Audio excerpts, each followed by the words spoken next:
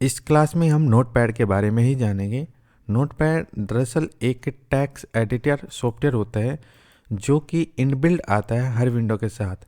तो कैसे ओपन करना है, तो जो यहाँ पे आपको सर्च बॉक्स दिखाई दे रहा है, आप यहाँ पे टाइप करना नोटपैड। जैसे ही आप यहाँ पे टाइप करेंगे, मैं यहाँ पे आपके टाइप करके दिखा देता हूँ। नोटपैड में यहाँ पे टाइप करता हूँ, ठीक है। तो सेकंड नंबर पे जो आपके सामने आ रहा है, यहाँ पे ये चला गया, ठीक है। दोबारा से करते हैं, नोटपैड को मैं ओपन करता हूँ। नोटपैड ये इनबिल्ट हर विंडो के साथ आता है, विंडो 7 हो, विंडो 10 हो, विंडो 11 हो, सभी में आता है। ये कुछ इसका इंटरफेस होता है। आप लोगों के सामने यहाँ पे जो फाइल आ रही है, ये इसका इंटरफेस है नोटपैड का, ठीक है। थोड़ा सा हम इंटरफेस के बारे में जान लेते हैं। आपके सामने जो ऊपर की साइड दिखाई दे रहा है, ये क्या होता है? आपका टाइटल बार। बाकी की जो चीज़ें हैं, ये होती आपकी मेन्यूज। यहाँ पे कुछ कंट्रोल बटन है, जैसे कि यहाँ पे मैं पैर एक ये वाला बटन रहा, ये होता है मिनिमाइज, मैक्सिमाइज एंड क्लोज, ठीक है। ये वाली जो लाइन होती है आपकी नीचे, जो आपके साइड में लाइन दिखाई दे रही है, ये होती है आपकी स्टेटस बार। जितनी लाइन आप लिखेंगे, कितनी आपने लाइन लिखे, कितने वर्ड लिखे, ये सब चीज़ें यहाँ पे होती है। बाकी का जो एरिया बचता है, जो भी आपका ये वाला एरिया बचा है, इससे कहते हैं आपका वर्किंग एरिया, ठीक है। इतना क्लियर हुआ? ये सब चीज़ें क्लियर हुई। अब मुझे इसे नोटपैड को थोड़ा सा स्क्रीन का कोडिंग बड़ा करना है, तो मैं यहाँ पे मैक्सिमाइज पे क्लिक करूँगा, ठीक है।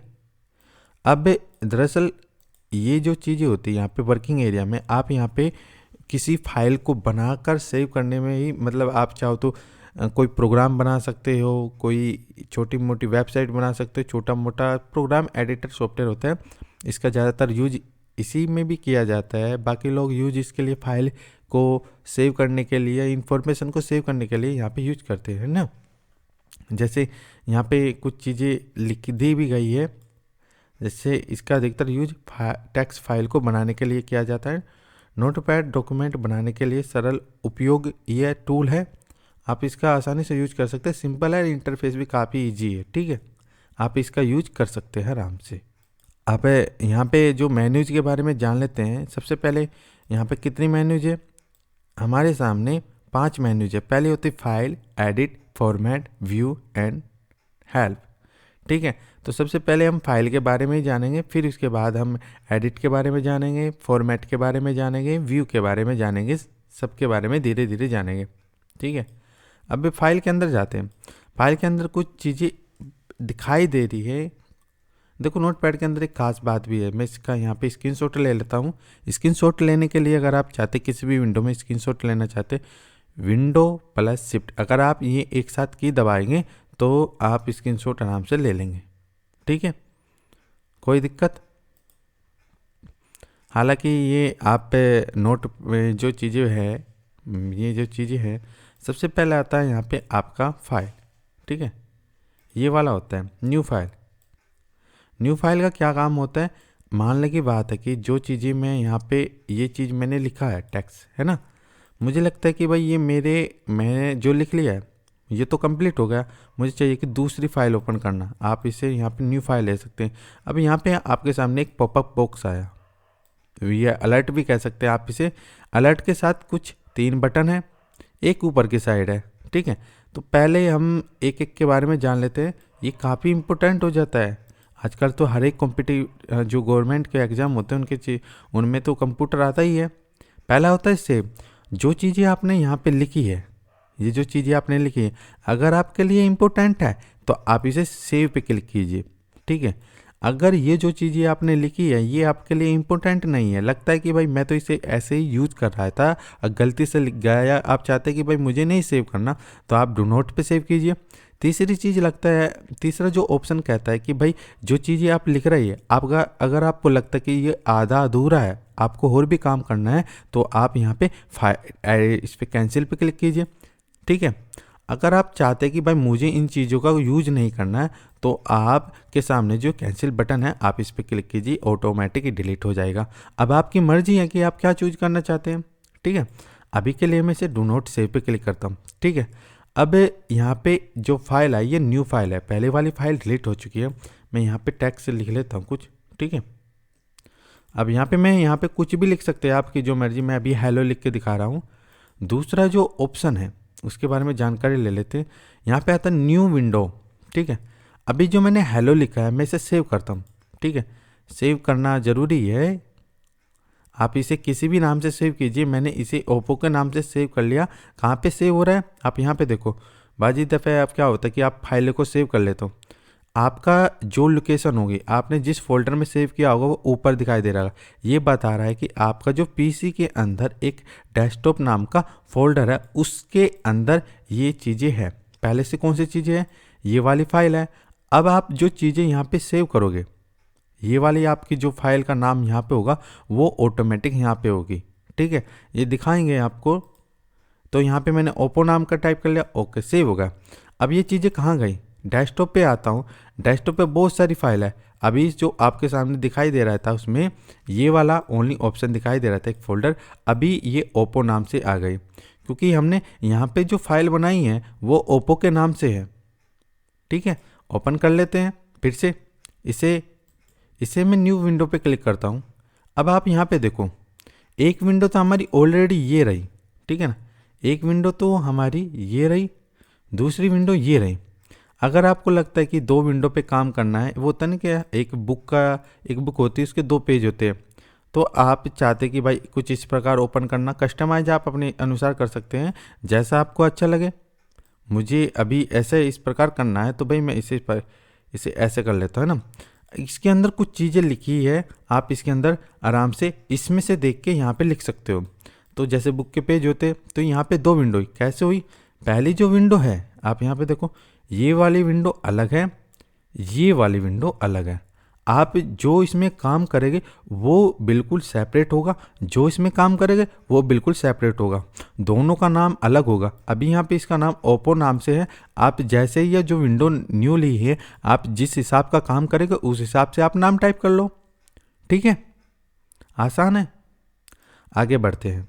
अभी के लिए मैं इसे डिलीट कर देता हूँ। सेम यही आया, आपकी जो मर्जी वो कर लेना। मैं इससे यहाँ पे डू नॉट सेव पे क्लिक करता हूँ। हो गया हमारा दूसरा ऑप्शन भी क्लियर, आसान था। ओपन को समझते हैं। ओपन देखो यहाँ पे एक चीज़, अगर आपको ये तो काफ़ी लेंथी काम हो जाता है, जैसे आप धीरे धीरे काम करोगे तो आप इसे मैन्युअली नहीं कर रहे, सिंपल आप शॉर्टकट की का यूज करोगे।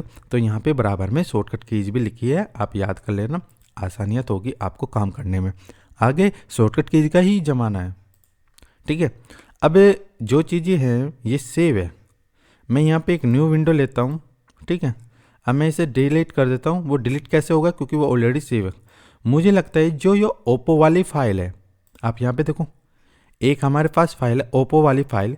मैं इसे ओपन करके देखना चाहता हूँ, जो इस फाइल के अंदर डेटा है वो ऑटोमेटिक हमारे नोटपैड के अंदर ओपन हो जाए। तो जो दूसरी फाइल होती है जो हमारे कंप्यूटर में सेव होती है, आप चाहते हैं कि अपने नोटपैड में ओपन करके देखना, तो उसे ही कहते हैं ओपन, ठीक है। कैसे होता है इसे जानते हैं। सबसे पहले आपको फाइल में जाना है, ओपन में जाना है। अभी ये मांग रहा है लोकेशन आपकी फाइल है। अभी देखो ये जो सिंपल फाइल है ये हमारे डेस्कटॉप पे है। आपके बहुत सारे फोल्डर हो सकते हैं, है ना, जहाँ पे भी होगी आप वहाँ पे जाओ, वहाँ से ओपन कर लो। मुझे लगता है कि भाई मेरी फाइल ये है, मैं इसे ओपन करके देख लेता हूँ। इसके अंदर क्या लिखा है, हेलो लिखा है, ठीक है। अभी यहाँ पे आते हैं, नेक्स्ट ऑप्शन आता है सेव ऑलरेडी जान चुके हो आप भाई। आपको लगता है कि भाई जिस हिसाब का काम है उस हिसाब की आप फाइल सेव कीजिए। यहाँ पे आता है सेव एज का क्या काम होता है। सेव एज का ये काम होता है कि वाली जो फाइल है नोटपैड के अंदर जो डेटा है, इसी डेटा को किसी और नाम से सेव करना। जैसे मैं राम के नाम से सेव कर लेता हूँ, ठीक है। मैं कंट्रोल इसे डिलीट कर लेता हूँ, इसे एंड राम, ठीक है। ओके, ये हो गया, आसान है। अब देखो, अगर मैं इस फाइल को ओपन करता हूँ इस प्रकार, इसके अंदर भी ओप्पो है, अब हेलो है। कैसे पता चला या कौन सी फाइल है, ये राम वाली फाइल है। आप यहाँ पे देखो टाइटल में क्या नाम आया, राम। अब मैं इसे ऊपर यहाँ पे ड्रैग करता हूँ, इसका क्या नाम आया, ओप्पो। सेम, दोनों में डाटा एक ही है, ठीक है। नेक्स्ट ऑप्शन आता है पेज सेटअप का। आप यहाँ पे जाइए, पेज सेटअप पे जाइए।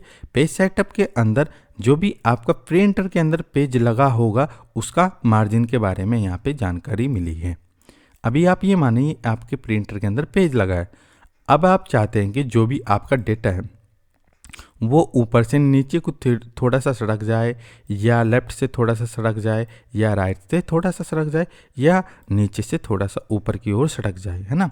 अगर ये चीज़ें करना चाहते तो आपके सामने कुछ चीज़ें यहाँ पे बटन दिखाई दे रहा है, यहाँ पे कुछ बॉक्स है, आप अपने अनुसार यहाँ पे वैल्यू डालो। जैसे वैल्यू डालोगे सेम यहाँ आपको आउटपुट इधर आएगा। कैसे आएगा वो देख लेते भाई। मैं इसे थोड़ा सा ऊपर से नीचे कर लेता हूँ, यहाँ पे मैं 2 डाल लेता हूँ, मार्जिन 2, ठीक है। देखो ऑटोमेट आया ना। तो यहाँ पे आप अपने पेज की सेटिंग कर सकते हैं। आगे बढ़ते हैं, ये होता है प्रिंट। प्रिंट का क्या काम होता है, जो आपने पेज की सेटिंग कर ली, अगर आपको लगता है मेरे जो कंप्यूटर के अंदर है 3-4 प्रिंटर है, मैं उन प्रिंटर के थ्रू अपने डेटा को निकालना चाहता हूँ, या पीडीएफ को निकालना चाहता हूँ, फाइल को निकालना चाहता हूँ, तो आप अपने कंप्यूटर में जितने भी प्रिंटर हैं उनकी यहाँ पे लिस्ट देके, जो भी प्रिंटर आपको सही लगे, लगता है कि ये मेरा प्रिंटर हमारे पीसी से कनेक्ट है, आप उस पर क्लिक कीजिए। देन जितनी कॉपी चाहिए आप यहाँ पे नंबर ऑफ कॉपी डालें, प्रिंट पे क्लिक कीजिए। देन आप देखेंगे कि आपके जो प्रिंटर के थ्रू कॉपी निकल के आ गई, ठीक है। इतना आसान है। अभी इसमें जो लास्ट वाला जो ऑप्शन होता है वो होता है एग्जिट। एग्जिट आप लोग ऑलरेडी जानते हैं, बाहर आना। इस वीडियो में इतना ही। Thank you for watching.